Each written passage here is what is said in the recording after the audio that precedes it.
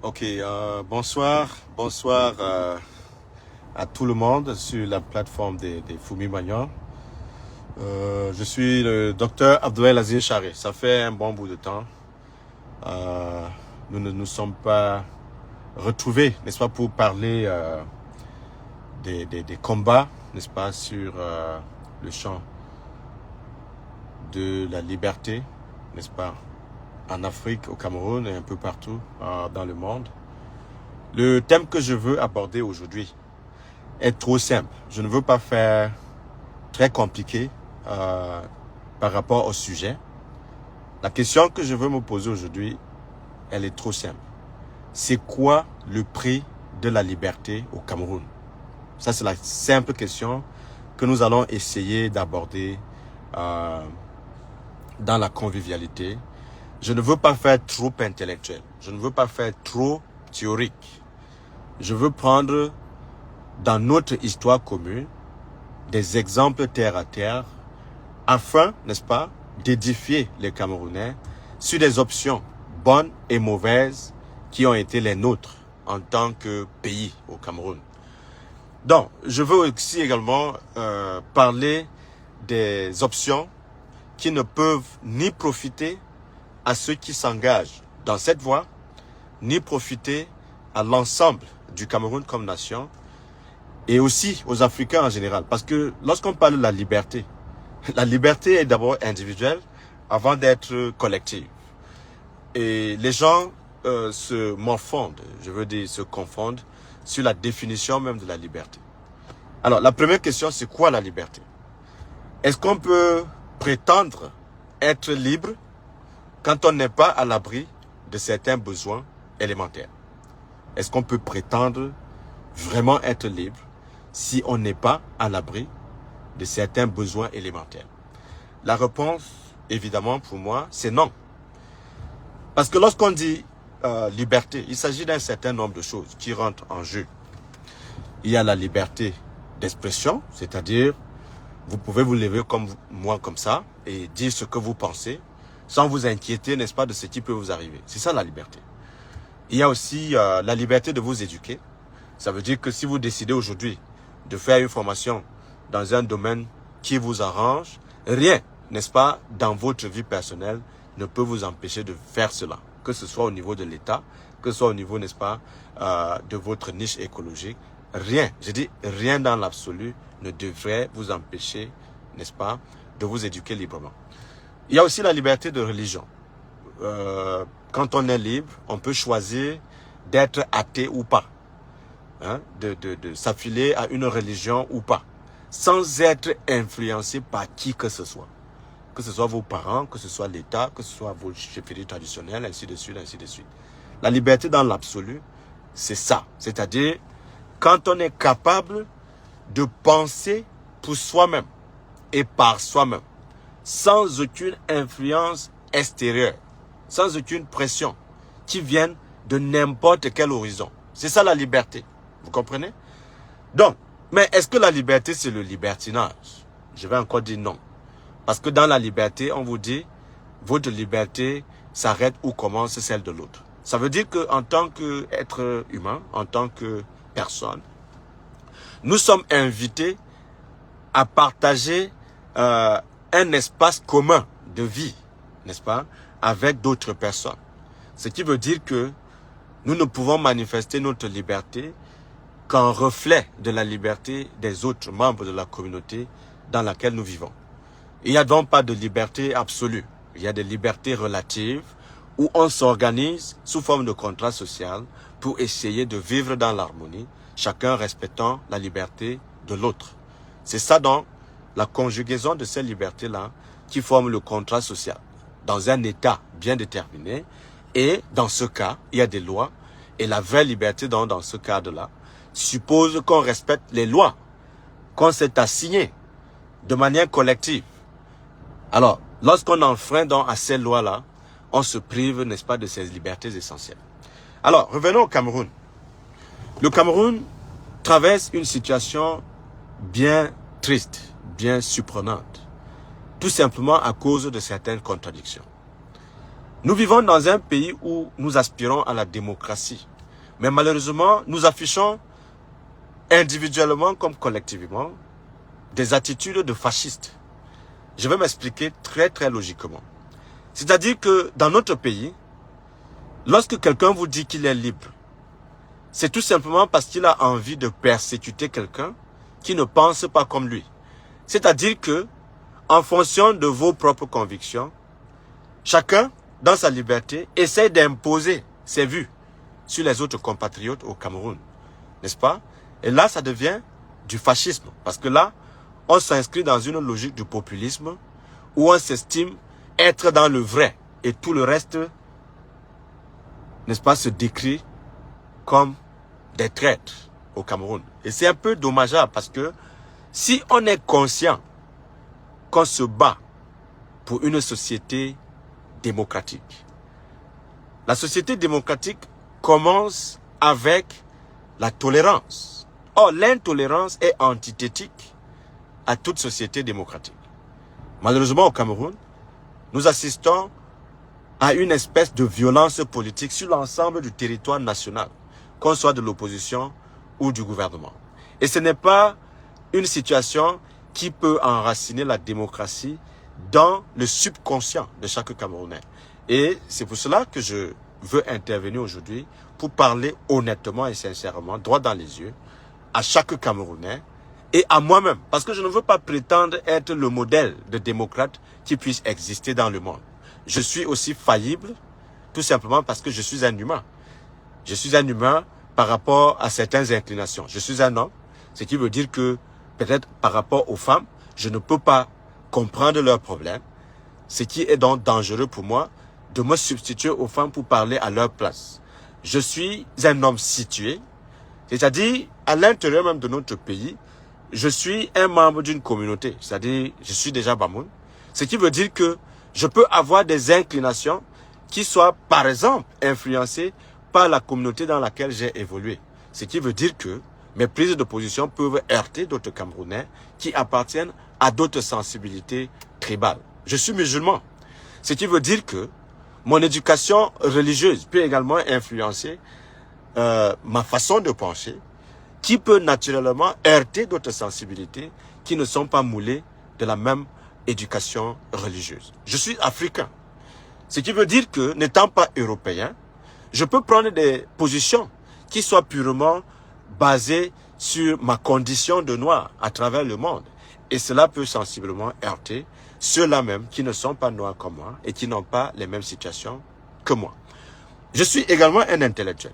Ce qui veut dire que je ne dois pas me comporter comme un tyran, compte tenu de mon éducation, de mon instruction, vis-à-vis de ceux-là qui n'ont pas eu le privilège d'avoir le même niveau d'éducation que moi.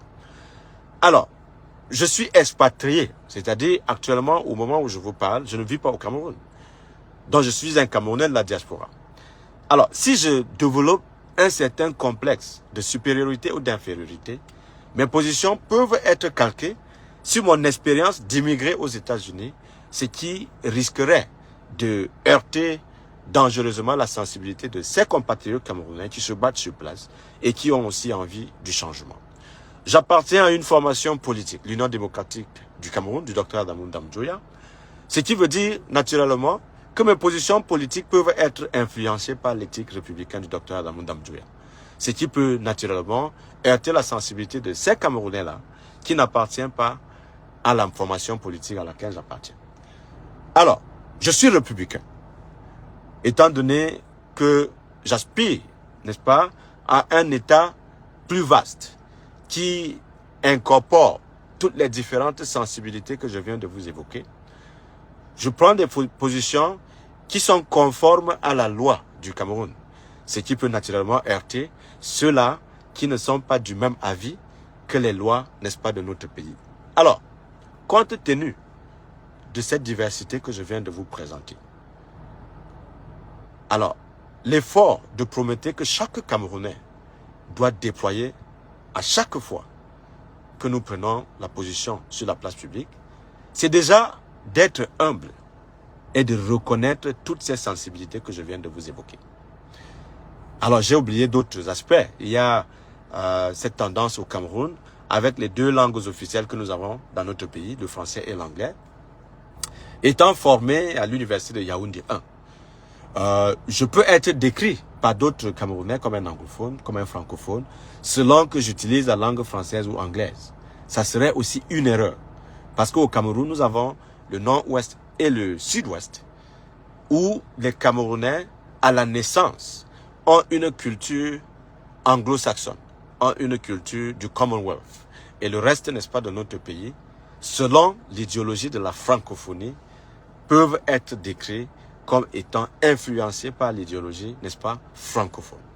Ce sont là deux prédispositions psychologiques qui ne peuvent pas, n'est-ce pas, être congruentes. Ça veut dire que, selon que vous soyez du côté francophone ou du côté anglophone au Cameroun, vous n'avez pas nécessairement la même définition du Cameroun. C'est pour cela que, là encore, nous devons faire preuve d'humilité pour se placer dans la chaussure de l'autre avant de prendre des positions sur la scène nationale, afin d'amener les Camerounais au dialogue, à la réconciliation, si nous voulons qu'émerge en nous un nouveau contrat social qui pacifie le Cameroun. Alors, je vais donc commencer par notre passé historique commun par rapport à la lutte d'indépendance. Le véritable problème dans notre pays, c'est que nous nous battons beaucoup, chacun à son niveau, par rapport à la liberté, par rapport à l'indépendance, mais très difficilement, nous sommes capables de mener un combat collectif, n'est-ce pas? Un combat collectif qui regarde l'intérêt général, en essayant, n'est-ce pas, de minimiser les intérêts personnels, les intérêts particuliers. Voilà, en quelque sorte, le véritable problème qui a souvent plombé les efforts, n'est-ce pas, d'autonomie et d'indépendance du Cameroun comme entité nationale. Ça, c'est le premier problème. Je veux, pour preuve, d'abord, les pères fondateurs du Cameroun, lorsqu'ils se battaient pour l'indépendance véritable de notre pays. Vous allez constater que durant la lutte d'indépendance, il y a eu des tendances. Des tendances compte tenu du contexte et compte tenu des idéologies prédominantes de l'époque. Lorsqu'on parle de l'UPC au Cameroun, c'est bien entendu la première formation politique de l'opposition populaire qui se battait effectivement pour l'indépendance totale du Cameroun, avec des pionniers que nous gagnerons à réhabiliter si on veut inscrire tout le Cameroun dans la logique d'une indépendance totale qui puisse faire l'unanimité, n'est-ce pas, dans les cœurs de chaque Camerounais, dans les cœurs de tous les Camerounais. Ça veut dire quoi concrètement? Qu'il s'agisse de Oumniobé, de Félix Roland Moumié, de Ernest Wandje, de Osende Ofana, et bien d'autres que je ne peux pas citer, parce que j'ai pris juste les figures de proue de l'époque, qui ont pris l'engagement de libérer le Cameroun de la tutelle politique française. Parce qu'il s'agit de ça. Alors, ils ont payé de leur sang dans ce combat, et beaucoup sont aujourd'hui en exil, enterrés en exil. Vous comprenez? Quelqu'un comme Félix Roland Moumié, il est enterré en Guinée. Il n'a jamais retrouvé les terres du Cameroun. Exactement comme Patrice Émeric Lumumba, qu'on vient de ramener là-dedans en République démocratique du Congo. Pourquoi est-ce que j'évoque cela? J'évoque cela parce que dans les discours officiels, voilà des gens qui sont des véritables indépendantistes, c'est-à-dire des pères fondateurs de notre pays, qu'on a bien voulu décrire comme des maquisards. Vous comprenez? Maquisards. Ce ne sont pas des mots que les gens utilisent de manière naïve. Quand on dit maquisard, dans la tête de chaque Camerounais, lorsqu'on vous taxe de maquisard, c'est que c'est des gens qui sont des abrutis, des sauvages, n'est-ce pas? Qui tuent les gens au hasard, sans justification possible. Ça, c'est ce qu'on veut que nous retenions de la lutte de Oumniobé, de Félix Roland Moumié, de Ernest Wandje, de Osende Ofana et bien d'autres. Pourtant, il s'agit, n'est-ce pas, des indépendantistes qui ont pris les armes pour libérer notre pays du joug colonial français. C'est de ça qu'il s'agit. Alors, nous sommes en 2022 et nous vivons la même colonisation. Il ne faut pas qu'on vous trompe. Il ne faut pas qu'on vous dise que nous sommes indépendants. Le Cameroun n'est pas encore indépendant. Le régime RDPC n'est que la suite logique du régime UNC du président Amadou Ahidjo qui a combattu les vrais indépendantistes au Cameroun. Donc il ne faut pas qu'on tergiverse. Nous sommes en quelque sorte complices, n'est-ce pas, du dévoiement de la vraie lutte d'indépendance dans notre pays. Et il faut qu'on prenne conscience de ça. Il ne faut pas qu'on contourne cela.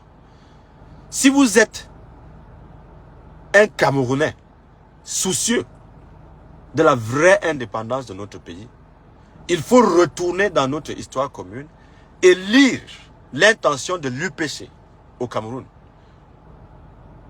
Et lire le manifeste politique de l'UPC au Cameroun. Lorsque vous aurez compris pourquoi ils ont lutté, pourquoi ils sont morts, pourquoi on essaie de les enterrer, pourquoi on ne veut pas les réhabiliter, vous allez comprendre pourquoi ceux-là qui nous gouvernent aujourd'hui sont complices, n'est-ce pas, de notre dépendance vis-à-vis du pouvoir politique français. Vous allez comprendre pourquoi le régime actuel est complice de notre esclavage vis-à-vis de la tutelle française. Parce qu'il faut qu'on se dise les vérités. Si on ne peut pas nommer notre mal, je ne vois pas pourquoi on se bat. Si on ne veut pas être honnête avec les jeunes compatriotes camerounais qui vivent une misère terrible, qui ne sont pas libres tout simplement parce qu'ils ne peuvent pas manger à leur faim, ils ne peuvent pas s'éduquer, ils ne peuvent pas voyager, ils ne peuvent pas se soigner, ils ne peuvent même pas s'exprimer librement. Parce que c'est de ça qu'il s'agit. Il ne faut pas qu'on vous embarque dans des débats fictifs. Les débats à la télévision chaque dimanche, ça ne sert à rien.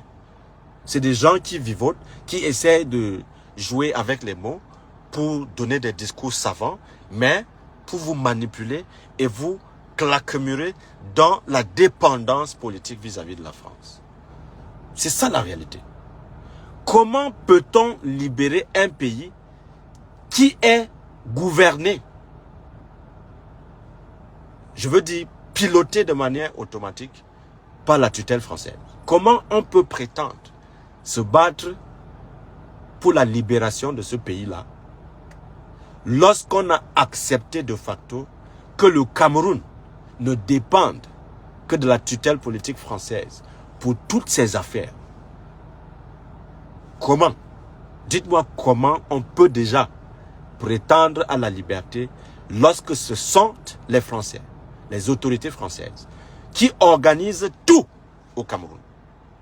Si on veut voir un nouveau président au Cameroun, il faut aller en France, faire des négociations, en sorte que nos élections librement organisées au Cameroun soient validées par la France. Si on veut avoir un plan économique, il faut automatiquement aller en France, négocier les termes de ces contrats, négocier comment est-ce qu'on doit utiliser notre monnaie, négocier quels sont les plans d'ajustement qu'il faudrait adopter, autant de choses. Mais comment le politique à l'intérieur du Cameroun a pu vivre avec cette dépendance pendant plus de 60 ans sans que personne ne prenne l'initiative d'organiser les Camerounais pour dire non. Nous sommes un peuple souverain. Nous avons droit à des décisions de souveraineté qui ne nous soient pas dictées par la France. Nous avons droit à un pays qui peut rédiger sa constitution de manière indépendante, sans passer par la tutelle française. Nous sommes un pays autonome qui a le potentiel intellectuel d'organiser son programme éducatif, sans calquer ce programme-là sur le programme français. Nous sommes un pays autonome qui peut organiser sa sécurité, sa défense, sans toutefois dépendre de la collaboration exclusive avec la tutelle française. Alors, lorsqu'on a regardé cela, on comprend que nous avons passé plus de 60 ans à déambuler dans des contradictions, tout simplement parce que nous avons manqué du courage politique pour révéler aux Camerounais le problème qui est le nôtre, c'est-à-dire le néocolonialisme français au Cameroun. C'est ça d'abord le premier problème du Cameroun. Maintenant, tous les autres problèmes subséquents ne dépendent que de ça. Si nous avons un régime qui a pu durer 40 ans au pouvoir sans que ça n'indigne personne, au-delà du triangle national, dans des cercles diplomatiques. Si nous sommes moqués aujourd'hui comme des gens qui font du théâtre, de la comédie sur la scène politique, c'est tout simplement du fait de la volonté tacite de la tutelle française d'utiliser des compatriotes qui ont bien voulu jouir de ces privilèges de pouvoir pour protéger exclusivement les intérêts de la France dans notre pays. C'est ça qui est la réalité. Vous ne pouvez donc pas combattre un régime qui a tacitement accepté de servir uniquement les intérêts de la France au Cameroun et croire que vous êtes en train de faire quelque chose. Parce que tant qu'il y aura la volonté de la France de maintenir ses potentats à la tête de notre pays, il sera très difficile d'engager même des discussions sur l'alternance politique. Dans tous les pays qui se disent démocratiques, on assiste à des élections à 2 tours. C'est ce qui se passe en France. Mais au Cameroun, la France est bien contente que nous organisions des élections à un seul tour et que le candidat naturel soit automatiquement validé, qu'il ait gagné ou pas. Et ça ne gêne absolument personne à l'Hexagone. Mais, ce qui est important comme message que je veux passer aujourd'hui, je ne veux pas jouer les victimes. Parce que dans le germe de la victimisation, nous avons là la cause de notre impuissance. Quand vous acceptez que vous êtes victime, vous êtes déjà défait. Quand vous acceptez que vous êtes dépassé, ça ne sert à rien de vous battre. Or, la prise de conscience est la fondation des vraies révolutions. Ce dont le Cameroun a besoin, c'est une révolution intellectuelle, incarnée par des jeunes Camerounais de notre époque, qui font face à des difficultés insurmontables, tout simplement de la volonté du gouvernement de maintenir les pauvres Camerounais dans la pauvreté la plus humiliante, de manière à ce qu'ils n'aient même pas le temps de réfléchir. Parce que lorsqu'on est pauvre, on n'a pas suffisamment de temps pour réfléchir, puisqu'on ne mange même pas à sa faim, puisqu'on ne peut pas s'éduquer. On ne peut même pas prendre conscience du désastre dans lequel on se trouve. On va passer tout son temps à animer les débats de la haine, parce que c'est la volonté du gouvernement de nous diviser pour mieux régner sur tout le monde. Voilà pourquoi je parlais tout à l'heure de quel est le prix de la liberté au Cameroun aujourd'hui. Je reviens donc à la question. Après avoir présenté le décor, que nous sommes dans une logique de dépendance économique vis-à-vis de la France et peut-être de l'Union européenne. Nous sommes également dans une logique de dépendance politique vis-à-vis de ces entités-là. Maintenant, l'équation qui se présente devant nous, c'est que, compte tenu de la situation, si on est Camerounais, comment est-ce que nous pouvons sortir de ce joug infernal? Voilà la question. Vous comprenez? Alors, la première chose que nous ne devons pas faire, parce que je dois commencer par ce que nous ne devons pas faire, parce que j'ai observé la scène politique camerounaise pendant très longtemps, et j'ai fait un certain nombre de constats, et je veux revenir là-dessus, pas pour condamner les gens, parce que chacun à son niveau s'est battu avec les méthodes qui étaient les siennes, autant pour moi. Mais le résultat que nous avons est franchement négatif. Le résultat est négatif parce que après 31 ans de combat politique, si on commence en 1991, le bilan de toute l'opposition camerounaise est négatif. Soyons honnêtes, ce n'est pas retirer à tous nos leaders politiques, tous nos responsables politiques, le sacrifice qu'ils ont pu faire. Il y en a qui sont morts dans ces sacrifices-là, paix à leur âme. Mais si nous voulons être sincères et honnêtes avec nous-mêmes, jeunes Camerounais, commençons par admettre que le système qui est mis en place nous a dépassés. Lorsque nous allons admettre cela, on pourrait donc mettre les jalons d'une nouvelle dynamique des jeunes Camerounais conscients qui veulent effectivement libérer leur pays, en toute sincérité. Alors, il ne s'agit pas de créer un régiment militaire pour renverser la tendance. Non. Il s'agit d'armer les Camerounais mentalement pour qu'ils comprennent que la situation que tout le monde vit aujourd'hui a une cause. Et cette cause, c'est le néocolonialisme. C'est ce que vous appelez la France-Afrique. La France-Afrique, c'est une espèce d'arrangement entre la tutelle française et l'élite politico-administrative du Cameroun, n'est-ce pas, pour brader les matières premières du Cameroun en faveur de la tutelle française. C'est ça le néocolonialisme. C'est-à-dire un arrangement au sommet de l'État entre l'élite politico-administrative et la tutelle française pour brader les matières premières de notre pays et protéger les intérêts de la France au Cameroun.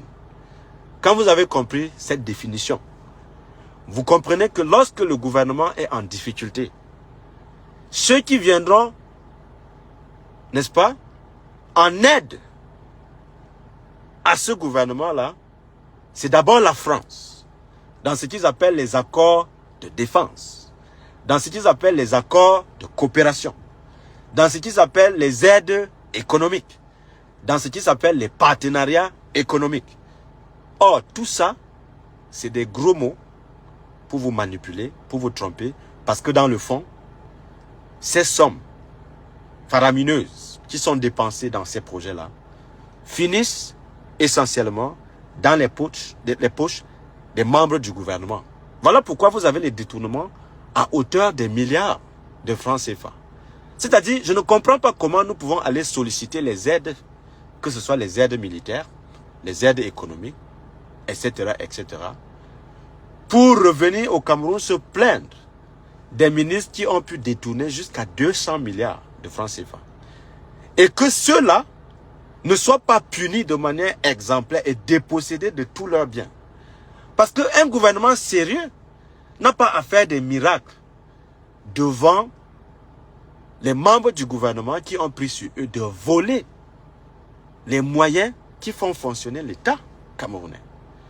Donc, si au sommet de l'État, on a pu, de manière consciente ou inconsciente, imposer la tolérance de la corruption, la tolérance des détournements des fonds publics, la tolérance du faux, la tolérance du clientélisme, ça veut dire que c'est un système qui se nourrit de ces pratiques que je viens de vous évoquer. Si dans ce système, on est prêt à envoyer parmi nos compatriotes Ceux-là qui ont le culot de dénoncer cela, on les arrête et on les envoie en prison.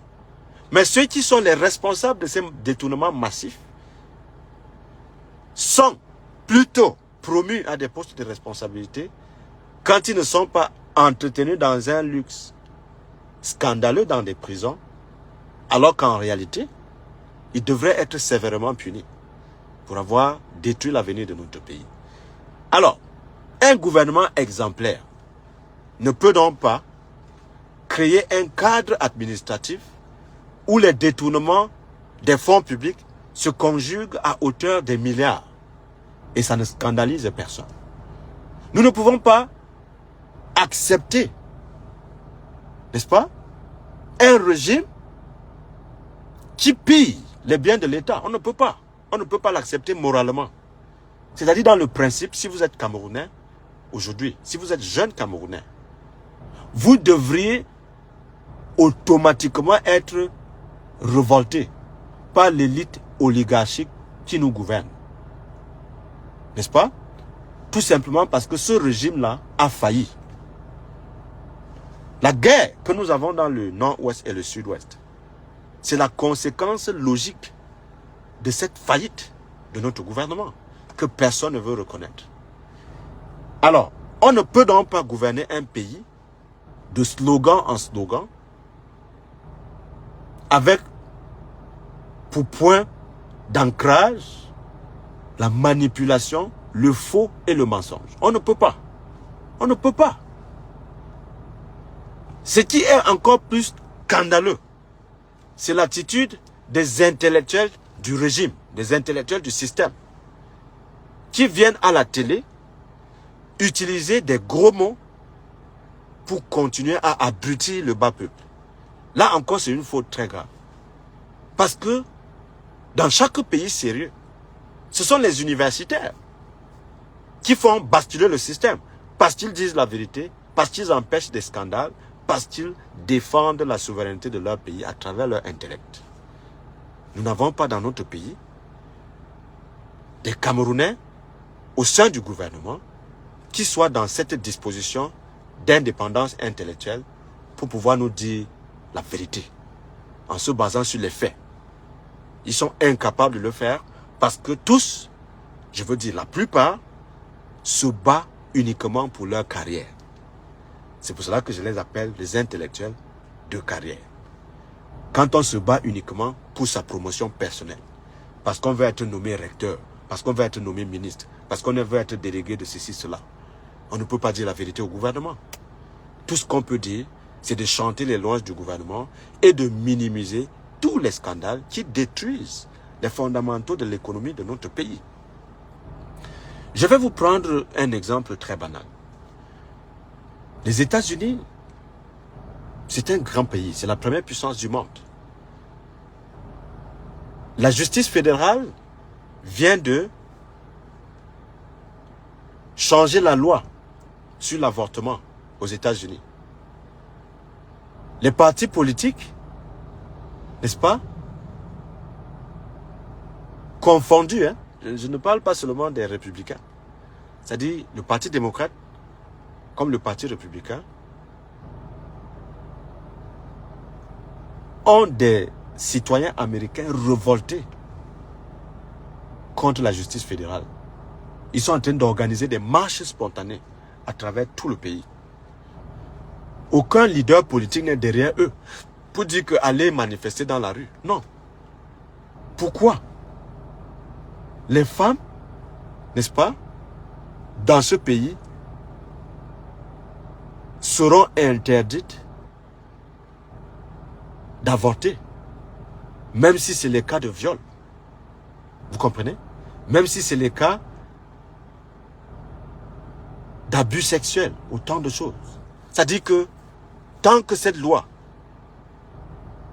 Roe et Wade c'est détruit, même en cas d'accident, si vous avez la grossesse, si cette loi est maintenue, vous n'aurez pas droit à l'avortement, sinon vous risquez d'aller en prison. La conséquence de cette décision, c'est que les gens vont continuer à avorter, mais dans la clandestinité. Et cela met en danger la vie des milliers de femmes sur le sol américain.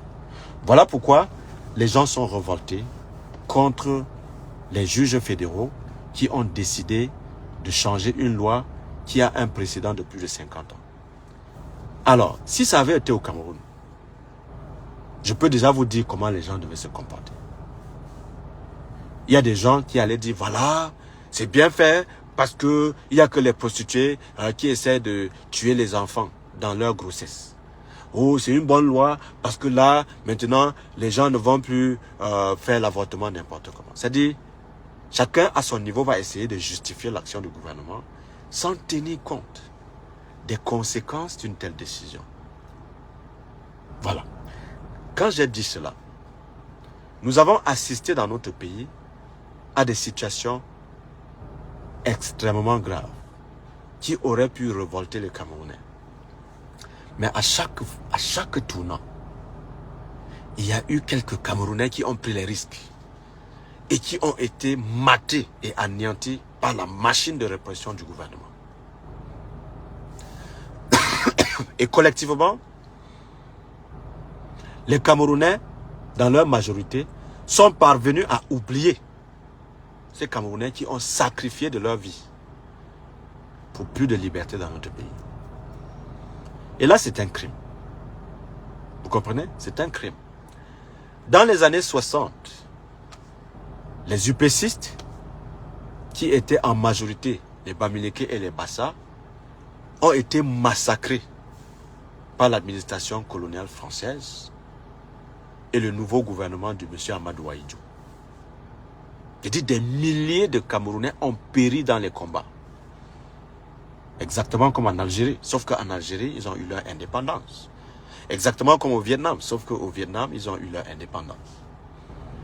Alors, lorsqu'on a donc maté les UPCistes, en commençant par un État qui était supposé être fédéral, en 1972, on est passé de l'État fédéral à la République unie du Cameroun.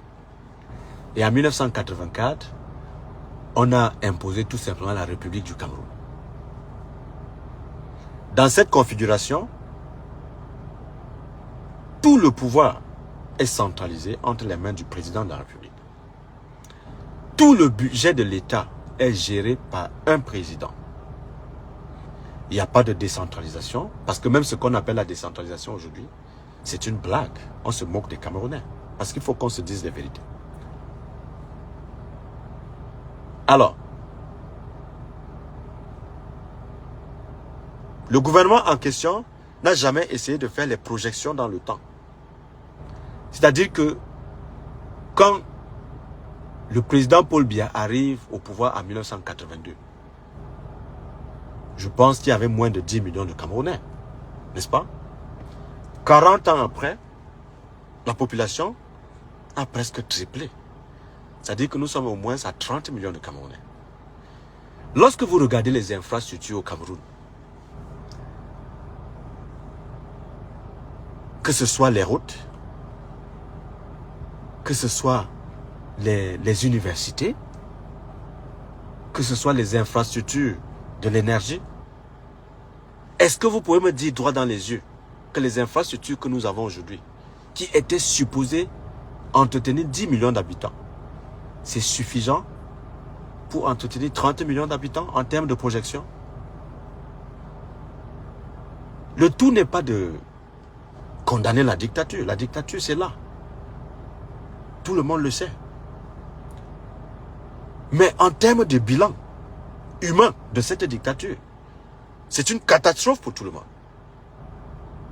Et collectivement, nous avons échoué. Parce que nous avons été tellement complaisants au point de déifier le président de la République, qui est un humain. Voilà le crime du peuple camerounais. Nous sommes parvenus à déifier le président. Parce que je ne comprends pas un pays où tout se fait désormais par haute instruction du chef de l'État. Vous comprenez? C'est-à-dire, voilà un pays qui a tous les problèmes. Un pays en guerre. Mais tout doit se faire sur haute instruction du chef de l'État, qu'on ne voit pas. Nous sommes passés par la pandémie du Covid-19, les gens ont détourné les milliards. Nous sommes passés par la Coupe d'Afrique des Nations, les gens ont détourné des milliards. Vous comprenez? Il n'y a pas de conséquences vis-à-vis de ces détournements massifs des biens de l'État. Bien au contraire, ces responsables continuent de narguer les Camerounais. Et lorsque vous parlez, on vous taxe de terroristes, on vous taxe de sales opposants et on enterre le dossier. Mais lorsque vous regardez le bilan administratif du régime depuis 1982, vous avez envie de pleurer. Parce que le Cameroun est parti du statut du pays en voie de développement au pays pauvre et très endetté. Et ce gouvernement applaudit cela comme un exploit. Aujourd'hui, on est réduit à célébrer les dettes. C'est-à-dire que M. Motazé, qui est le ministre de Finances, passe à la télévision pour se féliciter d'avoir réussi à prendre une dette, que ce soit au Fonds monétaire international ou bien à la Banque mondiale. Ça se fait. Mais en termes de productivité, le ministre des Finances ne nous dit pas ce que le Cameroun produit pour être capable de rembourser cet argent. Mais les Camerounais continuent d'accepter cela. C'est-à-dire un pays budgétivore qui continue à prendre de l'argent sans savoir où nous allons produire cet argent pour rembourser. Est-ce que c'est un pays comme ça? Non. Non. Maintenant, au lieu qu'on se mette ensemble pour regarder dans la même direction, pour poser des vraies questions, pour demander des comptes à l'État, qu'est-ce qu'on nous sert? On nous sert la politique identitaire. Et ça, c'est l'hécatombe au Cameroun. Parce que quand on parle de la politique identitaire, je vais vous expliquer ce que ça veut dire. Moi qui vous parle, je suis en train de vous exposer un certain nombre de faits. Je ne lis pas dans un livre, j'analyse ce qui se passe. Je ne suis pas en train d'insulter les gens. Je ne suis pas en train de m'attaquer des personnes. Je m'attaque à un système qui a un modèle de fonctionnement, qui nous a plongés dans la misère et qui a toutes les chances de nous plonger dans une guerre civile sans précédent. C'est de ça que je parle.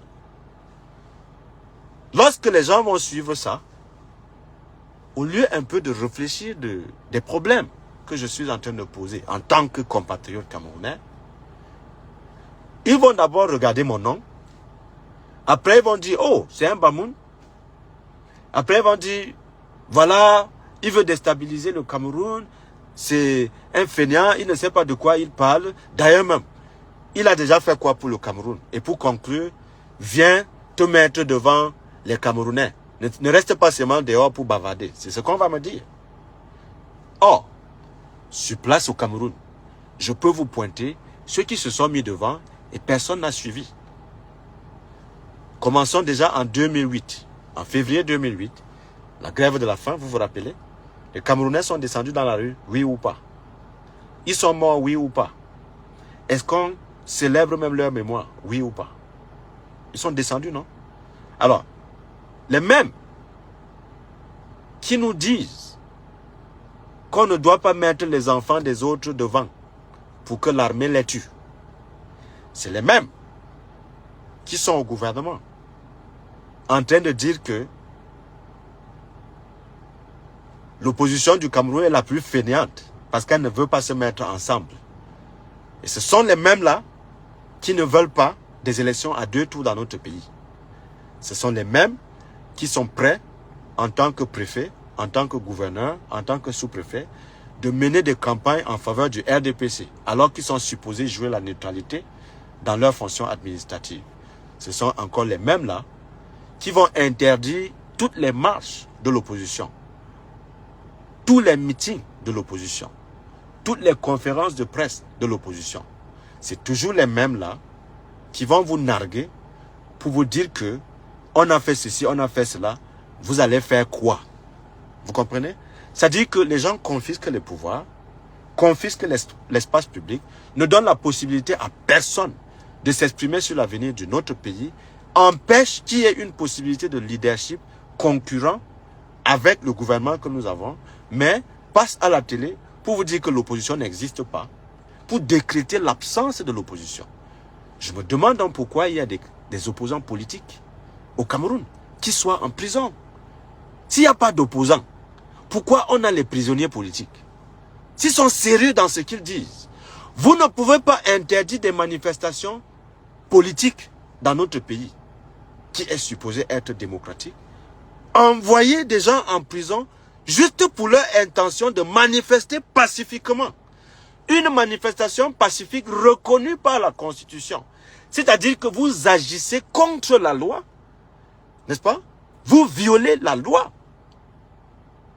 Parce que vous pouvez, dans l'impunité, et vous dites cyniquement qu'il n'y a pas d'opposition dans notre pays. Vous voyez le cynisme avec lequel on nous gouverne dans notre pays? C'est-à-dire que le même président qui nous gouverne, il nous demande de ne plus aller faire la politique dans le maquis, de revenir au Cameroun faire la politique, parce que nous ne serons pas inquiétés. Et qu'est-ce qu'on voit? Monsieur Sébastien Ebala, il est torturé en public pour montrer l'exemple à ceux qui peuvent tenter de se comporter comme lui. Pendant 2 ans, le monsieur a été torturé, n'est-ce pas? Juste pour son intention de manifester contre le pouvoir en place. Il a eu la vie sauve par accident. Mais où est l'indignation du peuple camerounais vis-à-vis de cette situation? Je ne vois pas. On ne vous dit pas d'aller brûler les édifices publics. On vous dit simplement de vous exprimer pour condamner cela. Qu'on ne peut pas, en 2022, violer de manière flagrante les droits de l'homme dans notre pays comme ça. Nous avons le docteur Frédolin Ké. Il a été aussi battu publiquement. N'est-ce pas? Il a été torturé en public par des personnages connus dans l'appareil de l'État qui n'ont jamais été inquiétés. Et cela n'indigne aucun Camerounais. Parce que dans la tête d'un Camerounais, tant que ce n'est pas moi, ça ne me regarde pas. Moi qui vous parle là, je peux subir les mêmes choses. Mais si je ne peux pas condamner cela, tant que je ne suis pas encore tombé dans la serre de ce système répressif, qui va le faire? Vous attendez pour être dans les cellules là, pour condamner ça? Vous attendez qu'on vous prenne et qu'on vous embarque au CED pour dénoncer cela? Mais quand même, vous pensez que si nous avions atteint un quotient moral important pour dénoncer ce genre de choses, ces pratiques-là seraient continuées dans notre pays? Je ne pense pas. Lorsque le peuple ne veut pas d'une pratique, cette pratique ne peut pas continuer. Ça veut dire que nous avons un gouvernement à l'image du peuple camerounais. Et là, je reviens à un autre thème qui a enfoncé notre lutte politique dans le cauchemar. Le populisme. Le populisme n'est pas bien. Nous ne sommes pas dans un concours d'héroïsme et des citoyens courageux vis-à-vis du système répressif. Le système répressif, c'est une machine. Ce ne sont pas les individus qui vous torturent que vous devez attaquer. C'est le système, globalement, que nous devons attaquer. Moralement, collectivement et de manière souveraine. Il faut que le système sente la menace venir. N'est-ce pas? Du peuple. En interne. C'est-à-dire que lorsque l'État va réaliser que le peuple camerounais ne veut plus des pratiques qui sont les siennes pour continuer à martyriser le Camerounais lambda, ces pratiques vont changer. Il y aura des lois pour condamner cela parce que ces lois vont émaner du peuple camerounais. Voilà pourquoi nous disons que ceux qui nous ont souvent habitués à des actes isolés pour faire des sensations, pour démontrer qu'ils sont courageux, pour démontrer qu'ils sont plus patriotes, pour démontrer qu'ils veulent sauver eux, seuls, le Cameroun, vous vous trompez de combat. Vous vous trompez de combat parce que, un, vous vous mettez en danger. De deux, votre action isolée ne peut pas profiter à l'intérêt général. Et de trois, ces actions-là ne peuvent pas prospérer. Le gouvernement aura suffisamment de manœuvres pour détruire cela et pour vous réduire à néant, pour faire même disparaître votre mémoire. Or, si on apprend à s'organiser comme les fourmis, c'est pour cela que j'aime la formule des fourmis magnans. Cette plateforme-là, elle me plaît parce que ici, on a une possibilité de s'arranger pour ne pas être d'accord. Chacun vient exprimer ce qu'il estime clopinant au Cameroun. Et là, ça donne une divergence de point de vue que tout le monde peut analyser et comprendre la sincérité des uns et des autres.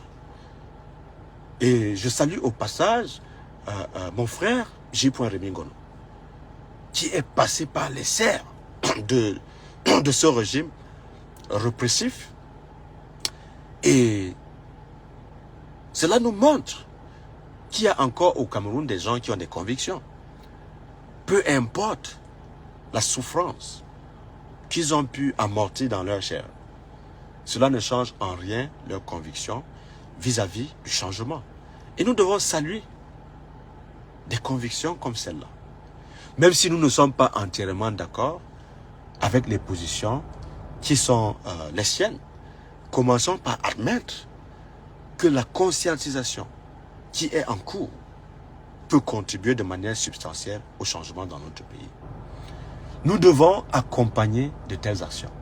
Nous devons avoir le courage d'apprécier à leur juste valeur des actes isolés comme ça qui participent à l'éveil des consciences dans notre pays.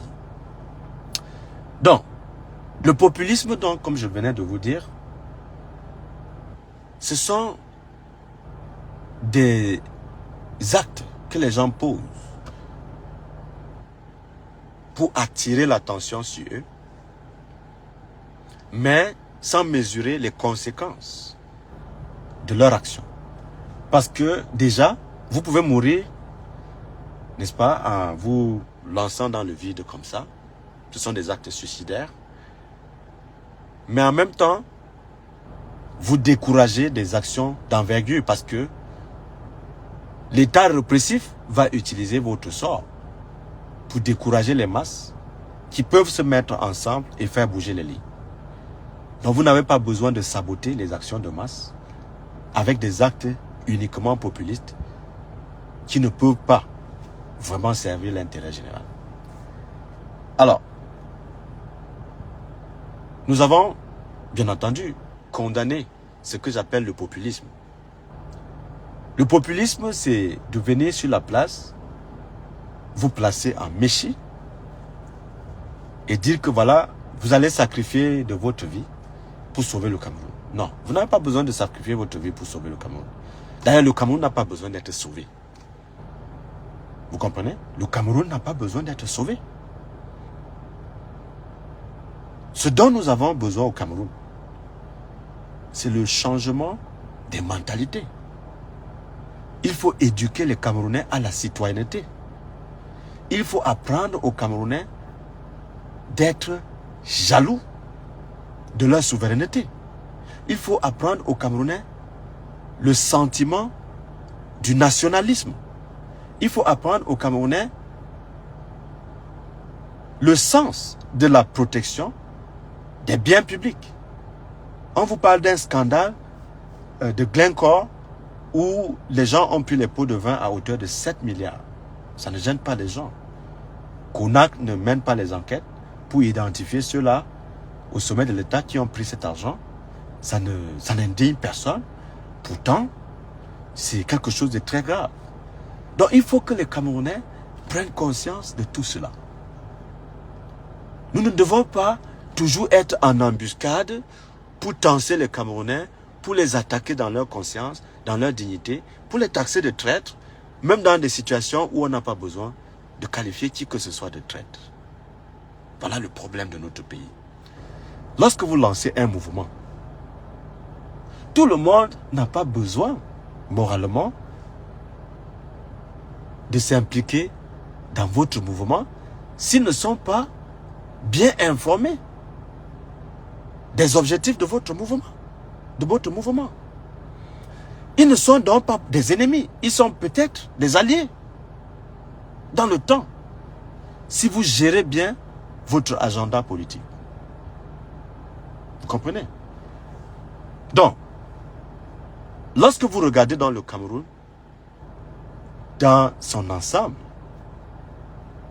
on a l'impression des Bantoustans, c'est-à-dire des petites communautés qui se battent pour protéger les intérêts de la communauté. C'est pour cela que vous voyez les lettres ouvertes à caractère communautaire. Vous allez entendre la lettre des nordistes par rapport à l'équilibre régional, la lettre des ressortissants de tel coin du pays.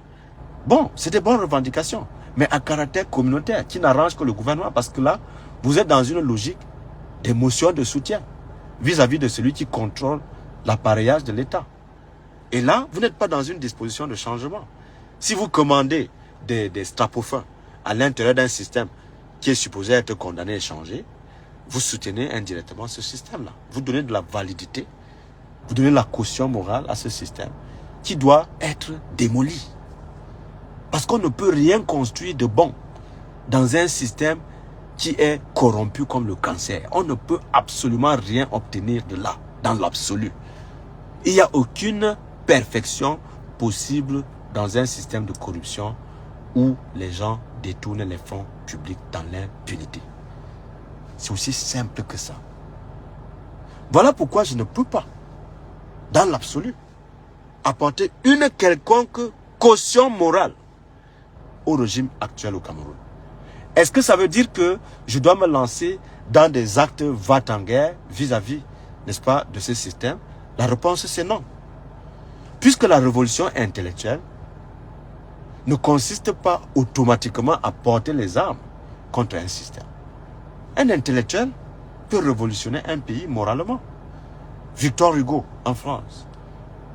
Si vous avez les valeurs comme l'humanisme et la démocratie en France aujourd'hui, c'est grâce aux travaux de Victor Hugo. Il n'a jamais eu à porter les armes contre les Napoléons et autres. Mais il a changé substantiellement la société française que tout le monde peut voir. Aujourd'hui, il y a eu des élections en France. Vous avez vu ce qui s'est passé. N'est-ce pas? Il y a eu des courants fascistes en France. Vous avez vu l'humiliation qu'ils ont pu avoir. Alors, nous avons dans notre pays des conservateurs, des libéraux de gauche. Et la tendance qui est dictée aux Camerounais, c'est la droitisation du débat politique à l'intérieur de notre pays. Alors, dans cette configuration, on a de la peine, n'est-ce pas, à s'exprimer. Sincèrement. On a peur d'aller en prison pour ses opinions au Cameroun. N'est-ce pas? D'ailleurs, on vous dit, vous allez voir, si vous tentez. Ce qui contribue à taire les Camerounais, à plonger les Camerounais dans l'autocensure. Les gens ont des choses à dire, mais ils ne peuvent pas se prononcer en public parce qu'ils ont peur des conséquences de leurs opinions par rapport à leur vie, par rapport à leur situation. Et voilà des entraves à la liberté d'expression dans un pays qui se dit démocratique. Et les gens ne s'en émeuvent pas. Donc, alors, si j'ai fait cette intervention aujourd'hui, c'est déjà pour vous signaler cela, que le changement dans un pays doit commencer par les libertés individuelles. Et qui dit libertés individuelles dit un certain nombre d'initiatives privées pour favoriser la généralisation de ce sentiment. Si vous êtes donc Camerounais, au lieu de passer votre temps à accuser les autres, commençons déjà à assumer notre responsabilité vis-à-vis de nos libertés individuelles. Quand vous refusez d'être manipulé, quand vous refusez d'être piétiné, quand vous vous battez pour votre dignité, il n'y a pas de possibilité qu'on vous esclavagise. C'est impossible. Lorsque nous sortons, nous parlons, ce n'est pas parce que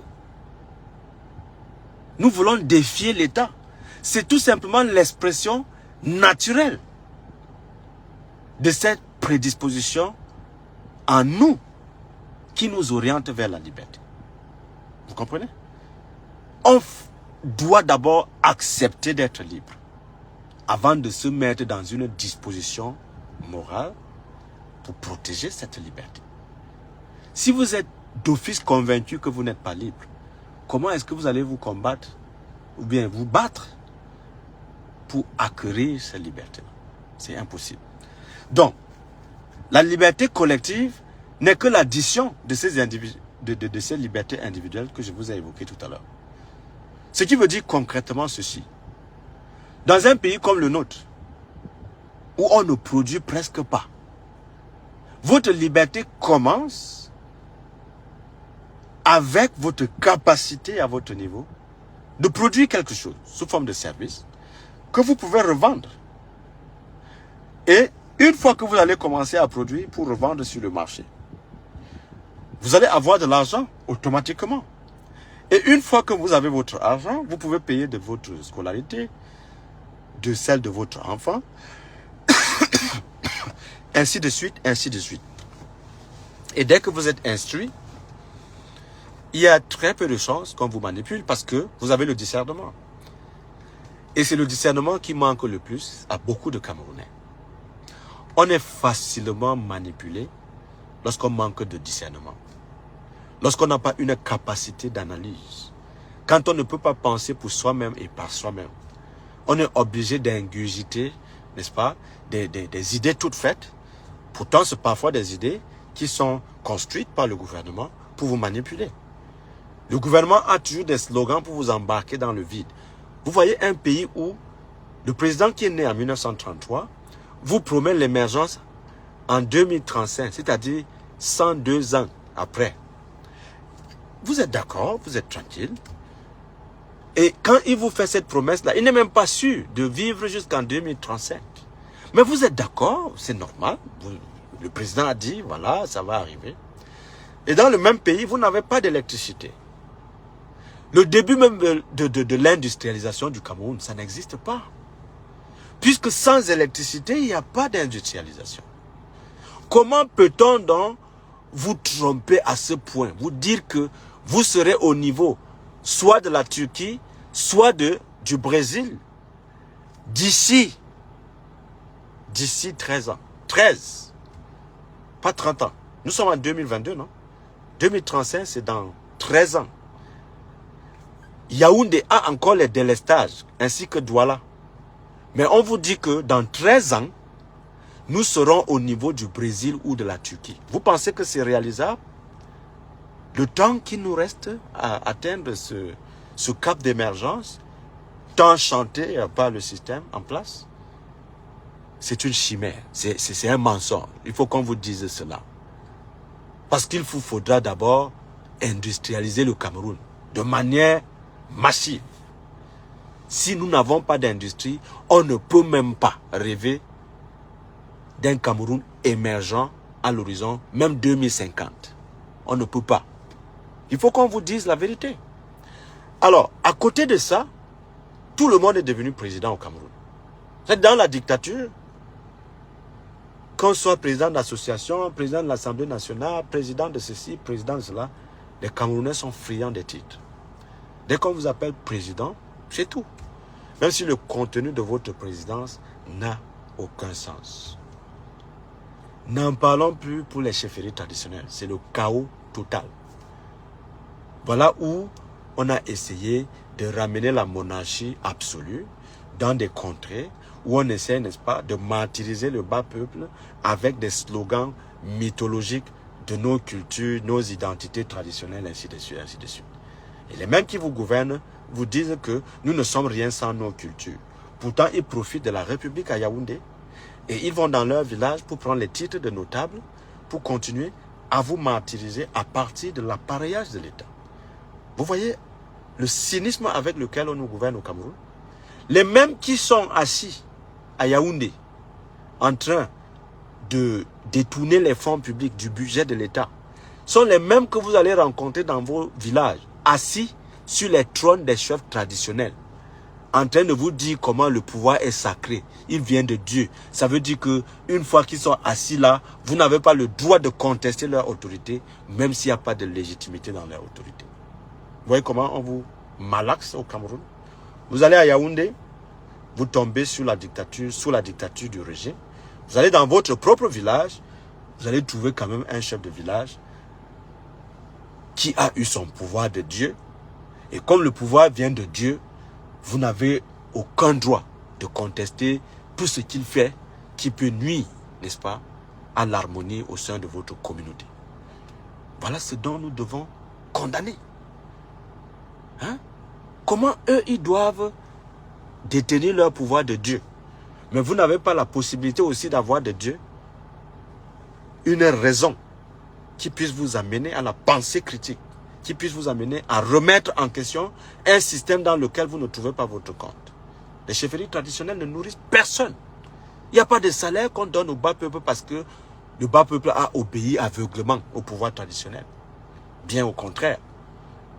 Le bas peuple doit faire des sacrifices, n'est-ce pas, pour contribuer financièrement à la marche de certaines affaires au sein de la chefferie traditionnelle. En retour, tout ce qu'ils peuvent avoir, c'est les titres honorifiques, un point, c'est tout. On ne mange pas les titres honorifiques.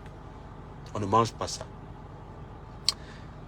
Donc, voilà autant de choses que nous devons déconstruire avec intelligence, avec manière, avec délicatesse et surtout avec objectivité.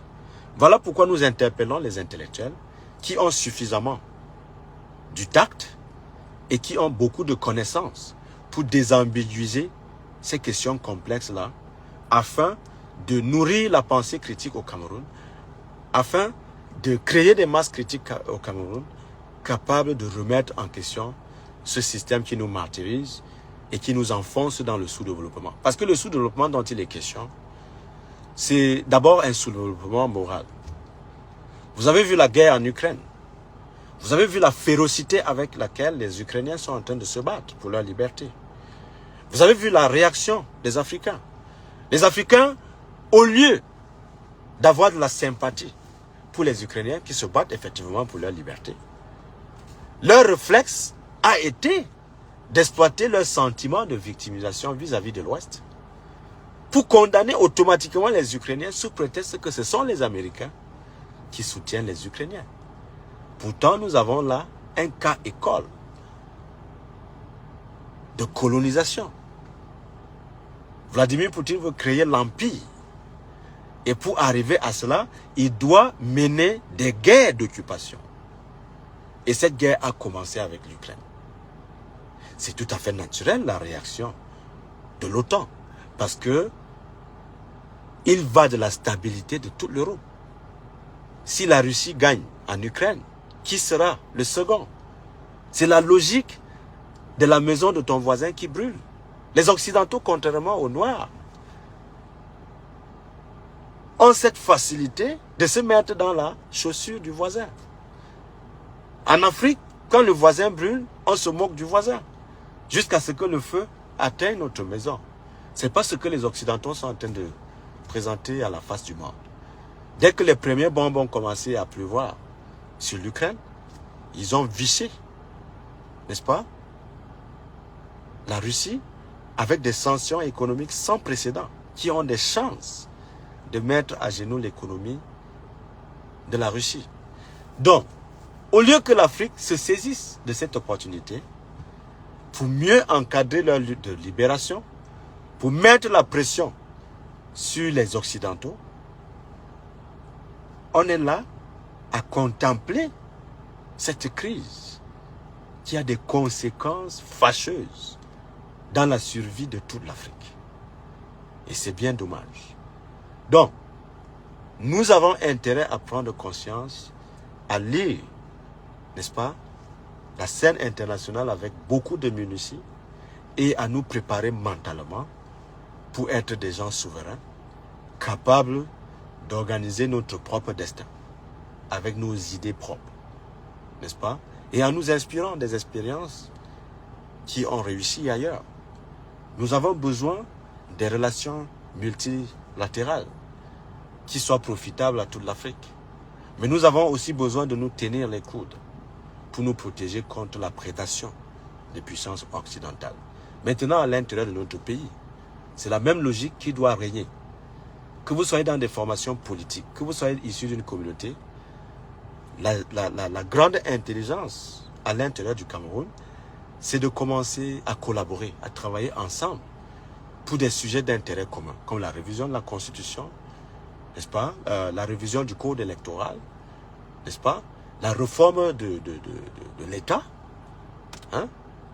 Voilà autant de questions où nous pouvons nous retrouver sans distinction de parti politique, sans distinction d'origine ethnique, hein, et asseoir les règles du jeu qui démarquent, n'est-ce pas, tout le monde et qui départagent tout le monde dans un système d'équité équitable, capable, n'est-ce pas, de nous donner des leaders patriotes qui peuvent, n'est-ce pas, faire la différence au sommet de l'État.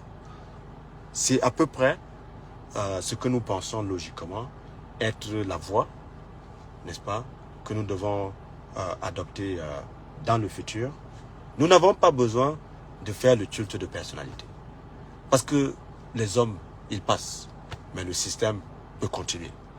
Nous avons besoin de créer des idées, de nourrir ces idées dans des cercles de réflexion et de faire des projections dans le futur à partir des hommes et des femmes intègres, capables de porter ces idées-là. L'essentiel étant de changer notre société de manière substantielle pour donner plus de chance aux prochaines générations. C'est cette façon de penser qui anime, n'est-ce pas, notre façon de voir le débat politique au Cameroun. C'est cette éducation que nous passons à travers les chroniques chaque fois que l'occasion se présente. Nous ne nous sentons pas plus importants dans notre pays. Nous estimons que le plus important, ce sont les idées que nous véhiculons. Et le combat que nous menons, c'est un combat contre un système et non contre des hommes. Parce que les hommes peuvent passer et laisser le système. Amadou Ahidjo est parti depuis 1989, mais son système a survécu après lui. Rien ne nous dit, dans des dispositions qui sont les nôtres aujourd'hui, qu'après le départ de M. Biya, son système ne survive pas. Ce dont nous avons besoin, c'est d'empêcher à ce que ce système survive. Parce que si ce système peut survivre, nous allons encore passer plus de 50 ans à poser les mêmes questions sans réponse, tout simplement parce que nous n'avons pas voulu changer de méthode de combat.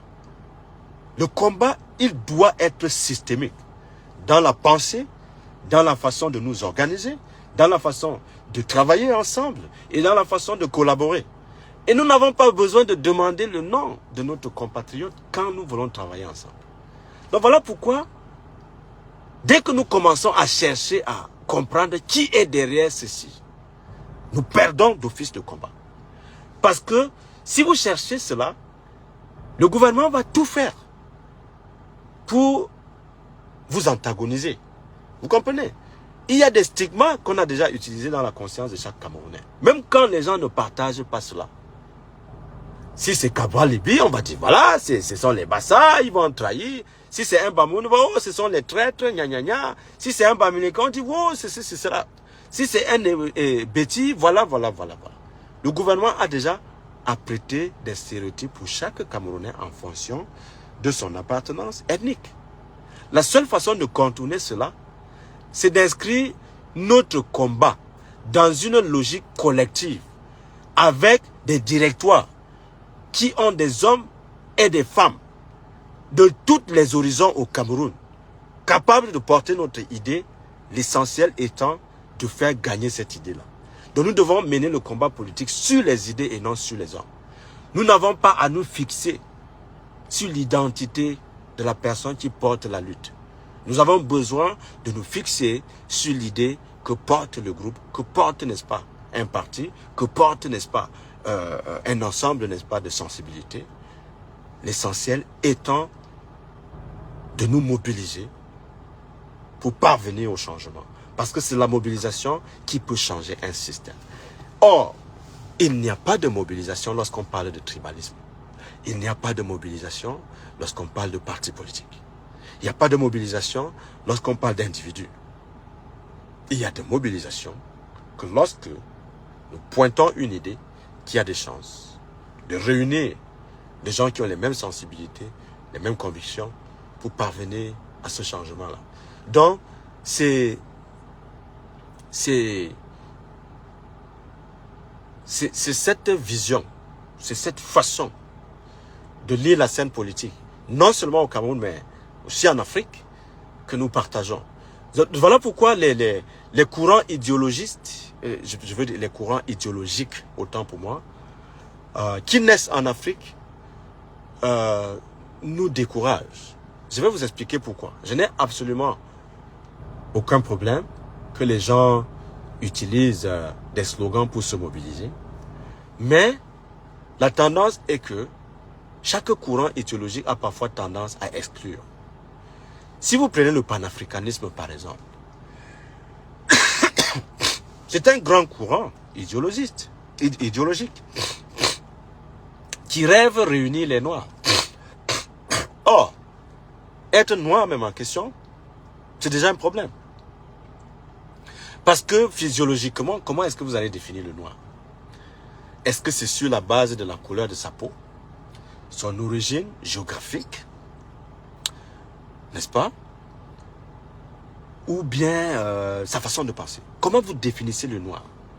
Puisqu'il y a les noirs qui sont aujourd'hui nés dans les Caraïbes, sur le continent américain, sur le continent africain, tous sont des noirs. Qu'est-ce qu'ils ont ensemble? Vous comprenez? Alors, si vous tablez essentiellement sur le panafricanisme, là vous risquez de vous créer des chiismes vis-à-vis de certains groupes qui peuvent partager vos convictions, mais se sentir exclus tout simplement à cause de leur origine géographique ou bien peut-être à cause de la peau. Je veux dire quoi pratiquement? Je vais encore vous prendre l'exemple, n'est-ce pas, de la loi sur l'avortement aux États-Unis. Lorsque les Noirs, les Métis, les Latinos se battaient, n'est-ce pas, contre cela, les Blanches ne se sentaient pas vraiment concernées par ce problème. Jusqu'à ce que la loi, n'est-ce pas, ait changé. Toutes les Blanches sont révoltées parce qu'elles aussi peuvent aller en prison pour avoir pratiqué, n'est-ce pas, l'avortement. Or, les gens ont toujours pensé que l'avortement, c'est pour les gens qui n'ont pas les moyens. Les Noirs, les Latinos, ainsi de suite. Les minorités. Mais aujourd'hui, lorsque vous regardez ce qui se passe, c'est un problème qui touche, n'est-ce pas, à l'humanité, à tout le monde. Donc, au lieu, n'est-ce pas, de regarder ce problème sous l'angle racial, c'est important d'analyser ce problème sous l'angle humain, sous l'angle des besoins de la femme en général, et même des hommes. Vous comprenez? Donc, on ne peut donc continuer à vivre dans l'émotion et croire qu'on se bat pour libérer l'Afrique. Or, quand on essaie d'utiliser dans des slogans, ça devient populiste et on finit par crier le contraire de ce qu'on avait prévu comme combat. C'est un peu comme le débat sur la monnaie. Les gens vous disent, voilà, c'est le CFA qui est à l'origine de tout le désastre économique en Afrique. Ce qu'ils ne vous disent pas, c'est que un pays comme la Côte d'Ivoire, on voit ce qui se passe là-bas. Ils sont aussi dans le CFA. Bien d'autres pays qui sont supposés avancer ont des monnaies qui ne sont pas aussi puissantes, n'est-ce pas? Mais parce qu'il y a la rigueur, parce qu'on combat la corruption, vous voyez que les fondamentaux de ces pays-là sont parfois bien solides. Pour dire que la question de la monnaie, c'est important, mais ce n'est pas la seule question. Il y a la bonne gouvernance, il y a la lutte contre la corruption, il y a également le nationalisme aussi, il y a le patriotisme, autant des éléments que nous devons parfois mobiliser pour développer un pays. Donc, on a donc besoin des compatriotes qui s'organisent, qui travaillent, qui se mobilisent pour le changement dans leur pays. En même temps, ils doivent apprendre à travailler ensemble, à vivre ensemble, à être solidaires lorsqu'il s'agit de l'intérêt général. Donc, c'était le message que je tenais à vous passer. Je crois avoir développé l'essentiel de ce dont j'avais envie de vous entretenir là-dessus, pour dire quel est le prix, n'est-ce pas, de la liberté. Dans cette analyse, vous allez avoir ça et là des éléments qui peuvent, n'est-ce pas, commencer à vous mobiliser dans ce sens. Nous allons revenir là-dessus avec d'autres précisions. Ça, c'était l'introduction générale d'une série d'échanges que nous allons pouvoir avoir avec le temps. Et nous estimons que voilà, à chaque fois, il faut être sincère, il faut dire des choses, pas parce qu'on veut plaire à quelqu'un. Il faut dire des choses tout simplement parce qu'on veut édifier le plus grand nombre de personnes en Afrique en général et au Cameroun en particulier. C'était le docteur Abdoulaye Charé. Vous passez donc une très bonne soirée et merci de m'avoir écouté. Bye bye.